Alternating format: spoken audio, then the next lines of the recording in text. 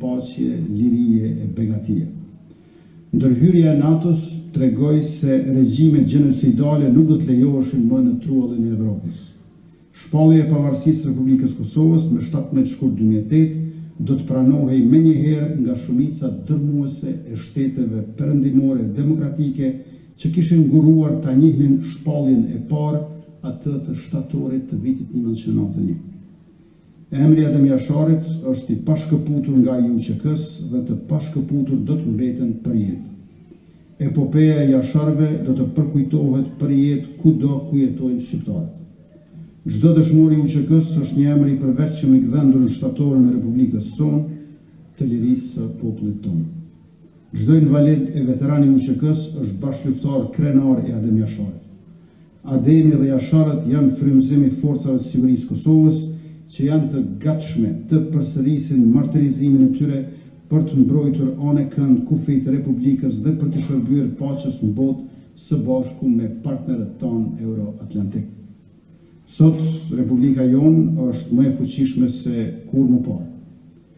Ajo jep ndihmesë për sigurinë në rajon, mirë po nuk mund të flasim për siguri të paqes në Ballkanin Perëndimor përsa kohë që Serbia ka ambicie të rikthejë sovranitetin e saj mbi Kosovën dhe hegemoninë në vende të tjera. Nuk mund të flasim për sigurinë e paqen në Evropë përsa kohë që vazhdon pushtimi rus në një pjesë të Ukrainës. Nuk mund të flasim për paqen në botë përsa kohë që lufta po përhapet në lindjen e mesme. Situata e nderë me shtetin fqinj verior, rritja e klimës së pasigurisë në Evropë, ftesa për angazhime e operacione të paqes në botë, na detyrojnë që të rrisim kapacitetet tona mbrojtëse. Aleanca jonë mbetet e palëkundur me NATO-n dhe Shtetet e Bashkuara të Amerikës, Mbretërinë e Bashkuar, Shtetet e Bashkimit Evropian, Turqinë, Kanadën, Japoninë e të tjera, sepse bazohet në vlera të njëjta. Bashkëpunimi i Kosovës me Republikën e Shqipërisë është detyrim kombëtar.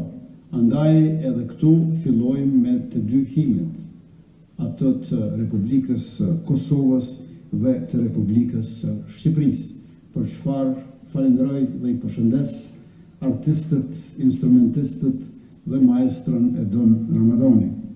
Aleanca me Kroacinë, marrëdhëniet e mira dhe bashkëpunimi me Malnezi, Maqedoninë e Veriut e shtetet e tjera përreth nesh janë në shërbim të qytetarëve dhe të perspektivës së përbashkët në Bashkimin Evropian.